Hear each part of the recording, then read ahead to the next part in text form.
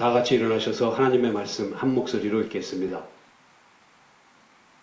말라기 4장 4절에서 6절까지의 말씀입니다. 구약성경 1331페이지입니다. 말라기 4장 4절에서 6절 말씀을 다 같이 읽겠습니다. 너희는 내가 호렙에서 온 이스라엘을 위하여 내 종 모세에게 명한 법, 곧 율례와 법도를 기억하라. 보라, 여호와의 크고 두려운 날이 이르기 전에 내가 선지 엘리야를 너희에게 보내리니 그가 아비의 마음을 자녀에게로 돌이키게 하고 자녀들의 마음을 그들의 아비에게로 돌이키게 하리라. 돌이키지 아니하면 두렵건대 내가 와서 저주로 그 땅을 칠까 하노라 하시니라.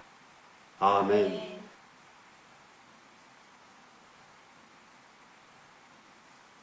구약 성경의 마지막 책인 말라기서는 선지서의 결론이면서 신약을 열어주기 때문에 매우 중요합니다. 오늘의 본문인 말라기서 4장 4절에서 6절은 말라기서의 결론일 뿐만 아니라 구약 성경 전체의 결론입니다. 말라기 이후 예언은 그치고 세례 요한을 보내시기까지 하나님께서는 400여 년간 침묵하십니다.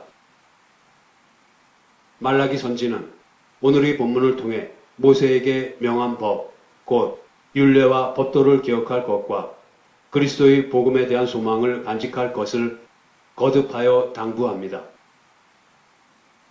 하나님께서는 이스라엘 백성이 그렇게 할 때에 그들과의 언약 관계를 다시 회복하실 것이라고 말씀하시면서 구약 시대의 막을 내리십니다. 그러나 그 속에는 이미 신약 시대가 태동하고 있었습니다. 구약의 마지막 책인 말라기서에서 엘리야가 올 것을 예견하였고 신약에서는 바로 세례 요한을 엘리야로 이해하고 있습니다. 말라기서의 예언은 실제 역사 속에서 세례 요한의 출현으로 성취됩니다. 이처럼 말라기서는 구약의 마지막 책으로서 구약과 신약이 단절되지 않고 자연스럽게 연결되게 하여 새 시대를 여는 중요한 역할을 하고 있는 것입니다. 우리는 구약과 신약을 연결시켜주는 말라기서에 대한 이해를 바탕으로 구약에 나타난 예수 그리스도께서 오실 것이라고 하는 약속이 신약에서 과연 어떻게 성취되는가를 살펴보려고 합니다. 오늘은 먼저 구약 성경의 마지막 책인 말라기서가 우리에게 말하려고 하는 것에 귀를 기울여 보겠습니다.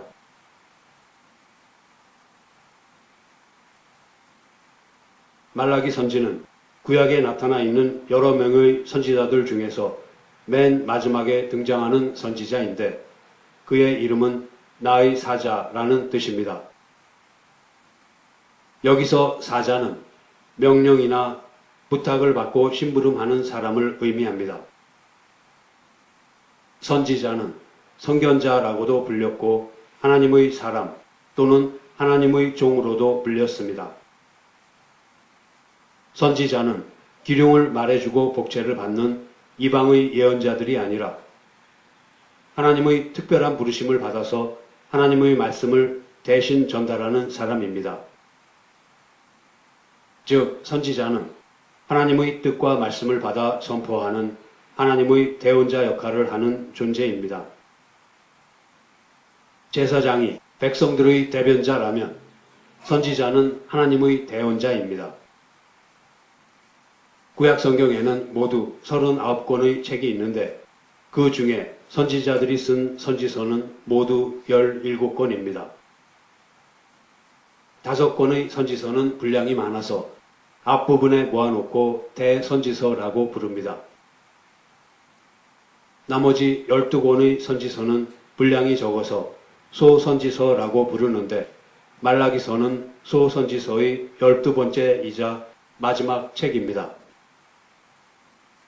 말라기 선지 이후로 예언이 그침으로써 세례 요한이 오기까지 선지자의 음성을 더 이상 들을 수 없게 되었습니다. 그래서 서기관들과 제사장들이 자연스럽게 종교의 중심 인물로 떠오르게 됩니다. 당시 유대인들은 선지자가 아니라 단지 문서를 해석하고 설명해 주는 서기관들과 제사장들을 통해서 하나님의 음성을 들을 수밖에 없었습니다. 따라서 유대인들은 점차 율법적으로 되어갔습니다. 말라기 4장 5절의 내가 선지 엘리야를 너희에게 보내겠다고 하신 말씀과 마가복음 11장 14절의 오리라 한 엘리야가 곧 이 사람이니라 하신 예수님의 말씀에서 엘리야 선지가 바로 세례 요한을 가리킨다는 것을 알 수 있습니다.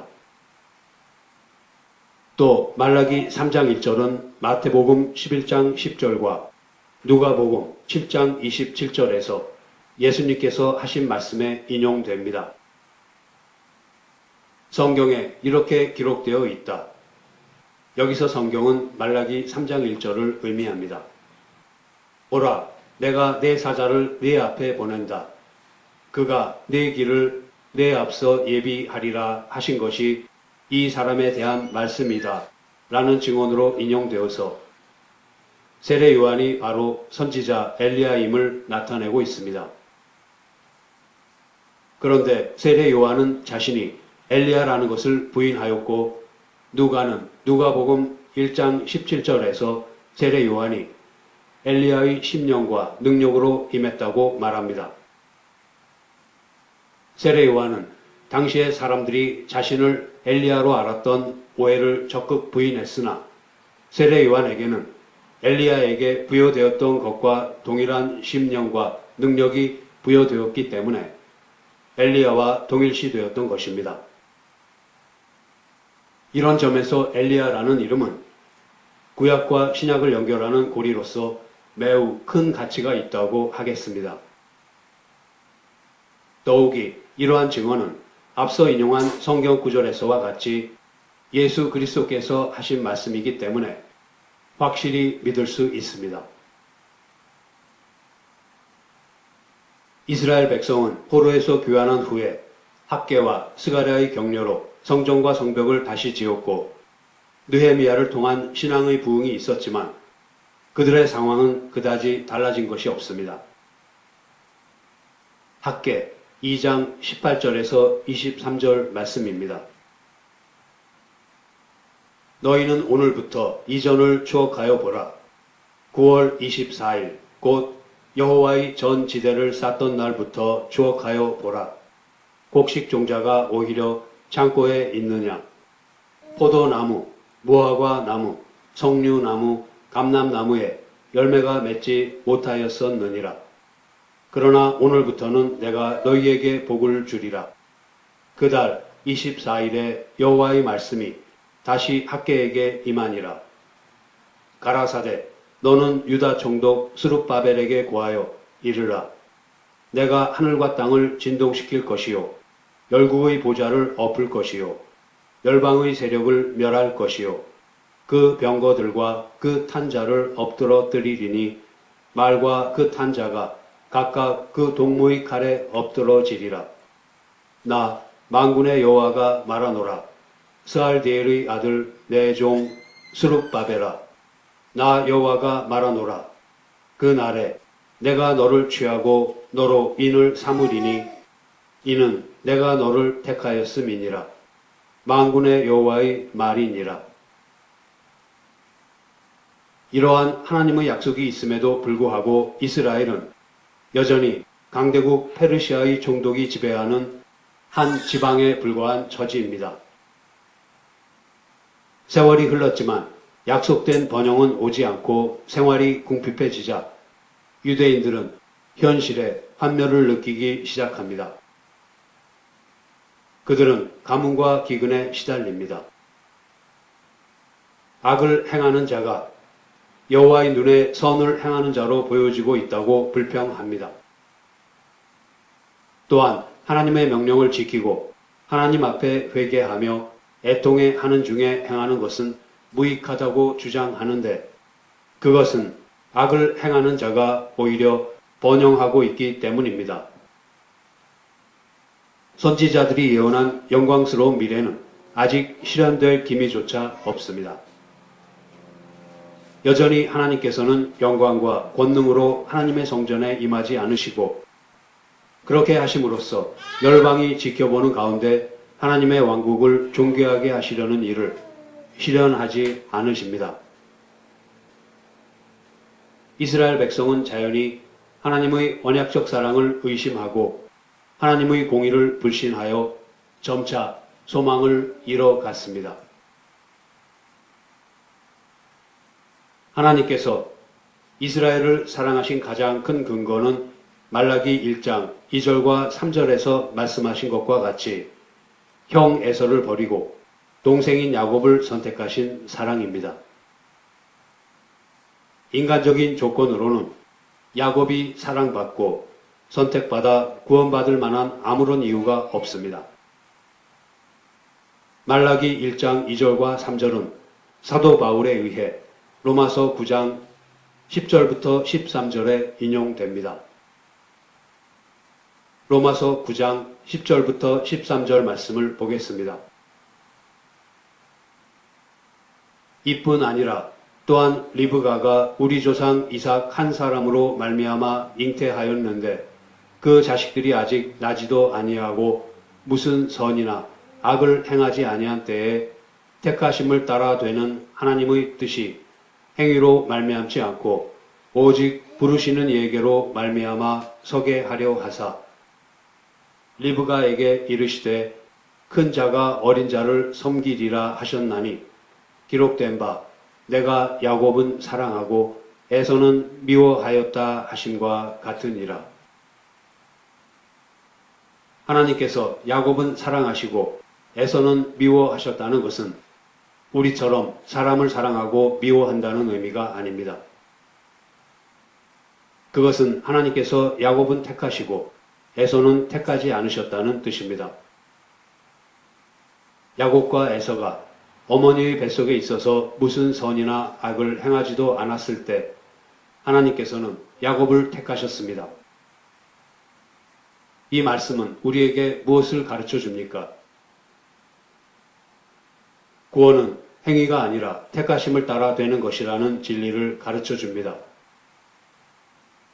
즉, 우리에게 구원을 받을 만한 자격이 있거나 우리가 그럴 만한 조건을 갖추어서가 아니라 전적으로 하나님께서 창세전에 세우신 뜻과 계획에 의해 값없이 은혜로 구원을 받는다는 것입니다. 여기서 자녀로 부르신다고 할 때의 부르심은 이미 자격과 조건을 갖춘 자를 부르시는 것이 아니라 아무런 자격과 조건이 없는 자를 부르시는 것을 말합니다. 따라서 택하심이란 하나님의 자녀로서 아무런 자격과 조건을 갖추지 못한 자를 하나님의 자녀로 정하시고 부르셔서 반드시 하나님의 자녀로서 합당하게 만드신다는 것입니다. 그렇기에 그 자식들이 아직 나지도 아니하고 무슨 선이나 악을 행하지 아니한 때라고 말씀하십니다. 바로 야곱이 그렇습니다. 속이기를 잘하고 야비한 성정을 타고난 야곱은 평생 하나님의 손길에 깎이고 다듬어져서 결국은 그가 죽을 때에 그의 지팡이에 의지하여 경배하는 자리에, 즉 하나님만을 의지하는 자리에 이르게 됩니다. 하나님께서는 야곱뿐만 아니라 택하신 모든 자들의 생애에 간섭하셔서 마지막 날에는 그들 모두가 하나님 앞에 온전한 모습으로 서게 하실 크나큰 은혜를 베푸십니다. 이러한 하나님의 일방적인 은혜와 사랑으로 이스라엘은 하나님의 자녀가 되었습니다. 그뿐만 아니라 하나님께서는 그 이후에 이스라엘이 계속해서 범죄함에도 불구하고 하나님께서 보시기에 합당한 자녀로 만드시려고 징계하시면서도 여전히 보호하셨습니다. 그러나 이스라엘은 육신적인 삶이 잘 되고 못 되는 것을 하나님의 사랑의 기준으로 삼았습니다. 따라서 그들의 개인적인 형편과 나라의 사정이 좋지 않은 현실을 두고 하나님의 사랑을 의심합니다. 그들은 하나님 사랑의 결정적인 구원에는 전혀 관심이 없었던 것입니다. 마치 현재 우리의 모습을 보는 듯 합니다. 우리 역시 육신적인 형편의 잘됨을 기준으로 하나님의 사랑을 저울질하고는 합니다. 우리는 항상 우리가 원하는 그 무엇이 당장 이루어지지 않으면 하나님의 사랑을 의심하고는 합니다. 가장 크고 근본이 되는 은혜인 구원과 하나님의 사랑보다는 우리가 처한 현실에 더 많은 관심을 기울입니다. 말라기 선지는 이러한 이유에서 하는 원망과 불평을 하나님을 모독하고 경멸하는 행위라고 합니다. 이스라엘 백성의 순종과 제사는 형식적이고 외식적인 것이었습니다. 하나님께서는 제사장들이 하나님께 정결한 제물과 또 최고의 제물, 즉 그들 자신을 산 제물로 하나님께 드리기를 원하셨습니다. 그러나 제사장들은 더러운 떡을 하나님의 제단에 드리고 또 눈먼 제물과 병든 제물을 하나님께 드립니다. 그렇게 하면서 우리가 어떻게 주를 더럽게 하였으며 주의 상을 경멸하였느냐라고 말합니다. 그들은 하나님을 누구보다 잘 섬기고 있다고 생각했습니다.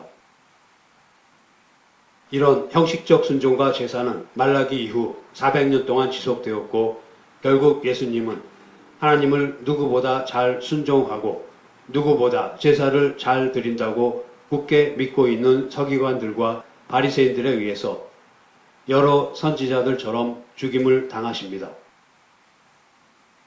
말라기 시대의 이스라엘은 누구보다 하나님을 잘 섬기고 있다고 생각했지만 실상은 하나님을 공경하지 않고 두려워하지도 않고 그 이름을 멸시하고 있었던 것입니다. 말라기 1장 10절 말씀입니다. 만군의 여호와가 이르노라. 너희가 내 단 위에 헛되이 불사르지 못하게 하기 위하여 너희 중에 성전 문을 닫을 자가 있었으면 좋겠도다. 내가 너희를 기뻐하지 아니하며 너희 손으로 드리는 것을 받지도 아니하리라. 이렇게 제사를 드릴 바에는 성전 문을 닫는 것이 좋겠다고 하나님께서 말씀하십니다.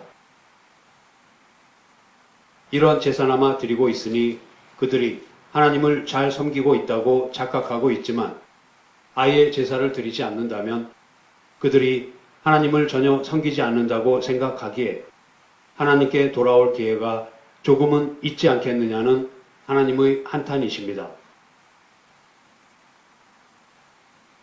우리의 예배를 드리는 모습은 어떠합니까? 과연 예배가 우리 삶의 최우선순위가 되고 있습니까?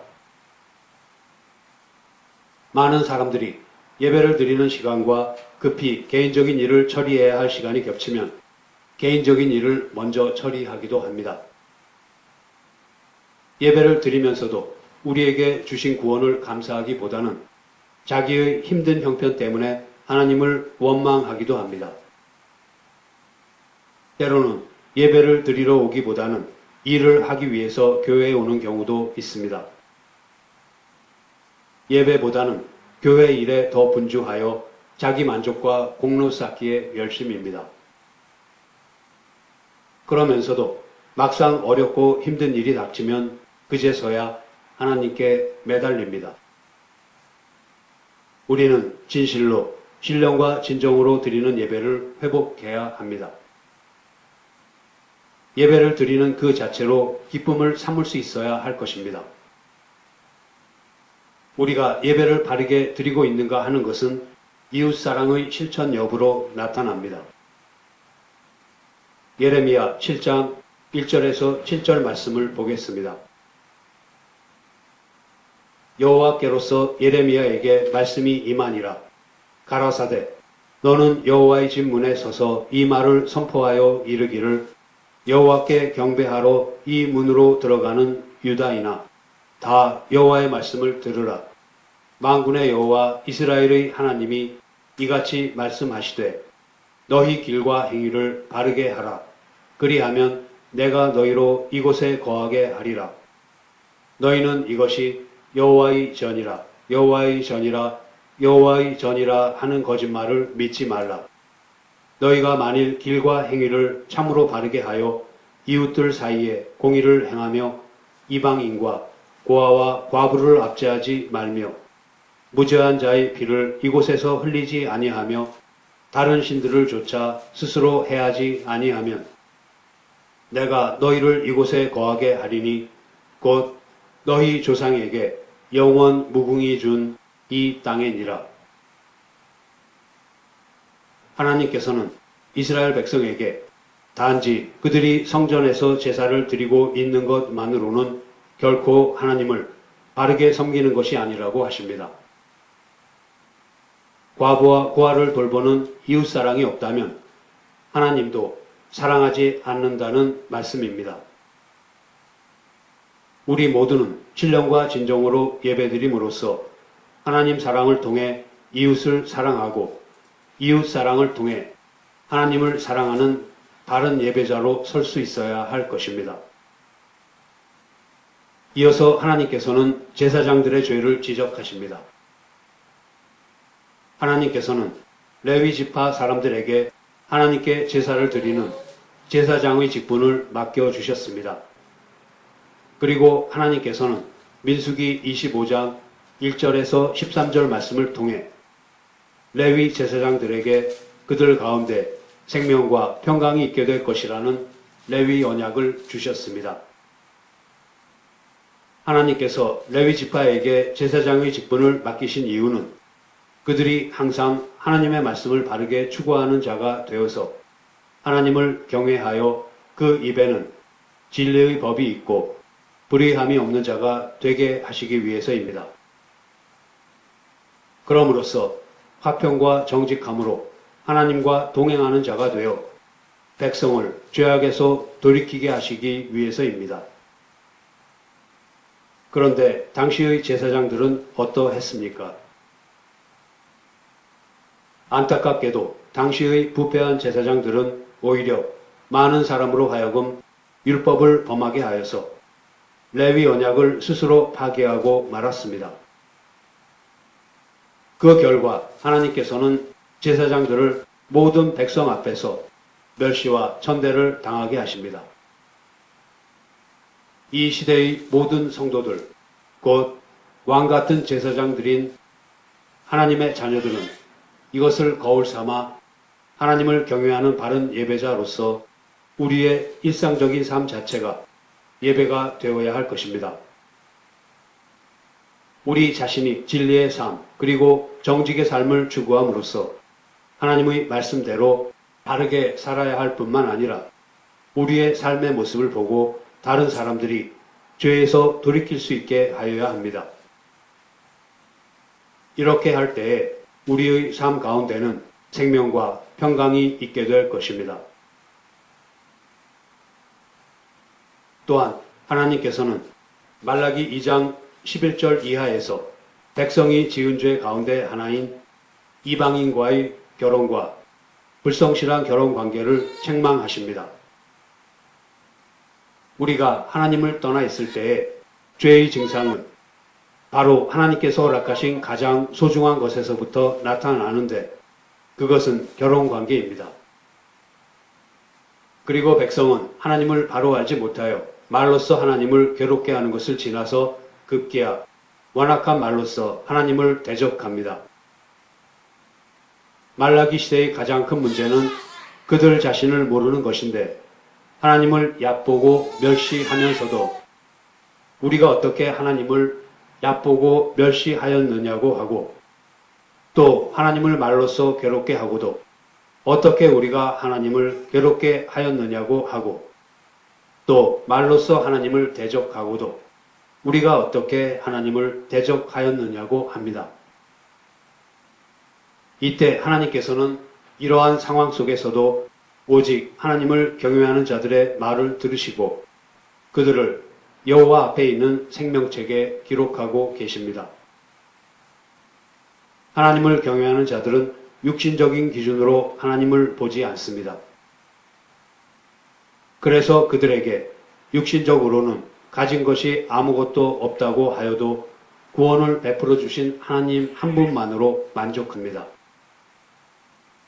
그들이 괴로워하는 것은 좀 더 하나님 앞에서 바르고 정직하고 거룩하게 살지 못하는 것입니다. 그래서 늘 말씀 앞에서 눈물로 자신을 돌아보며 살아갑니다. 하나님께서는 이런 사람의 마음의 고백과 찬양을 듣고 계십니다. 그리고 하나님께서는 그들을 기억하시고 하나님의 생명책에 기록하고 계시며 하나님과의 영원한 관계, 곧 영생으로 보응하실 것입니다.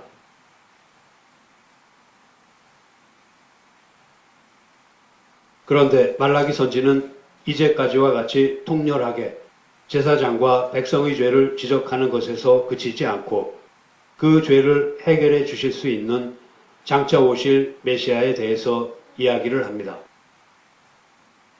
그리고 또 그가 오시기 전에 하나님의 사자인 세례 요한이 임하여 메시아의 길을 예비할 것이라고 합니다.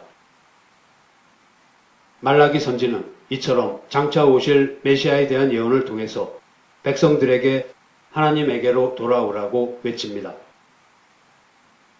그러나 그들은 하나님을 떠난 적이 없는데 어떻게 돌아오라고 하느냐?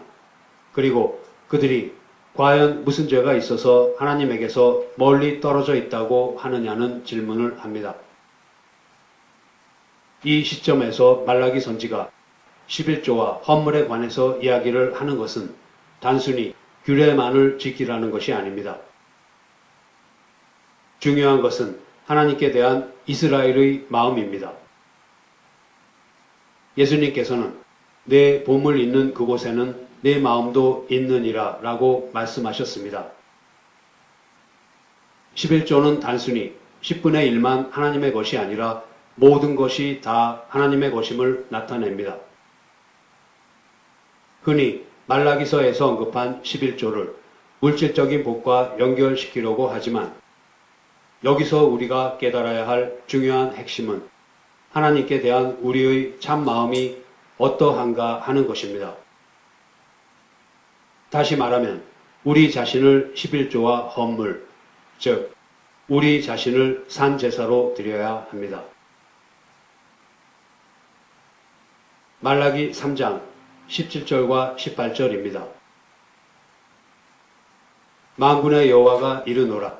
내가 나의 정한 날에 그들로 나의 특별한 소유를 삼을 것이요.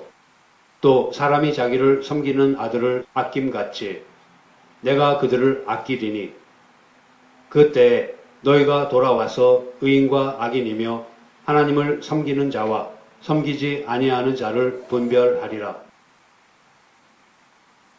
하나님을 경외하는 자들을 보호하시는 날은 하나님께서 정하십니다. 그 날에 하나님을 원망하는 자들은 심판하시지만 끝까지 하나님을 원망하지 않고 경외하는 자들은 하나님의 특별한 소유로 삼아 아들처럼 아껴주시고 보호해 주실 것입니다.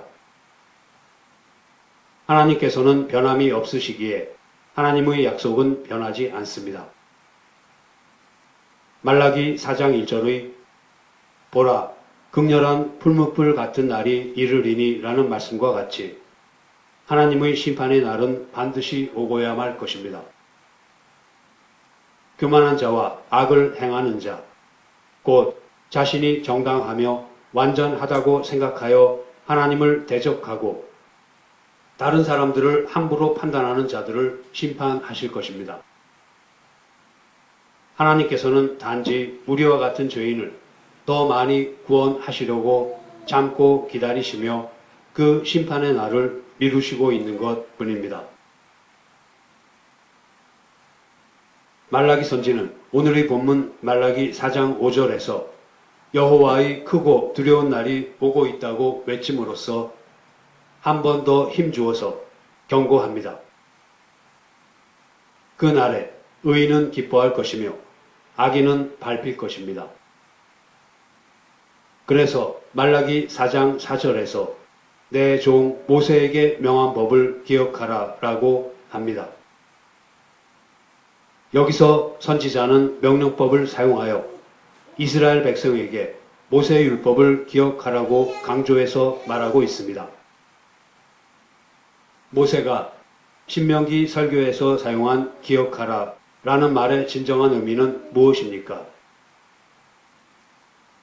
그것은 단순히 지식적으로 아는 것에서 그치지 말고 마음 깊이 새겨서 삶 속에서 실천하기를 요구한다는 뜻입니다. 이처럼 말라기 4장 5절과 6절은 백성들에게 엄숙한 경고를 던져주고 있습니다. 하나님의 심판이 예비되어 있으므로 누구든지 회개의 기회가 주어질 때 하나님에게로 돌이키지 않는다면 저주 아래 놓이게 될 수밖에 없다는 것을 경고합니다. 말라기서는 회개를 강조하는 책입니다.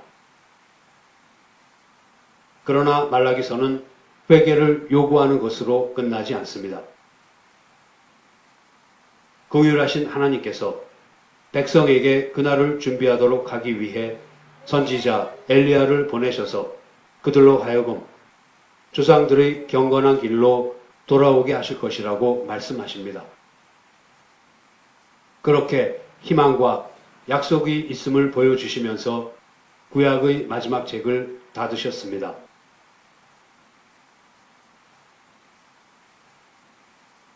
이제 말씀을 마치겠습니다. 지금까지 살펴본 것과 같이 말라기 선지의 질책과 경고는 오늘날의 우리 모두에게도 그대로 적용되고 있습니다. 이것이 말해주는 것은 인간의 죄성은 예나 지금이나 조금도 달라진 것이 없다는 사실입니다. 만일 하나님께서 우리들로 하여금 죄를 깨닫고 회개하고 다시 돌이키며 살아갈 수 있게 은혜로 덮어주시지 않는다면 우리에게는 그 어떤 희망도 없습니다. 말라기 선지 이후의 이스라엘은 약 400년 동안 하나님의 말씀을 외치는 선지자가 나타나지 않았던 만큼 영적으로 몹시 지치고 쇠약해져 있었습니다. 그들은 하나님의 사랑을 의심하고 절망했습니다. 하나님의 약속은 파기되고 하나님께서는 그들을 버리신 것만 같았습니다.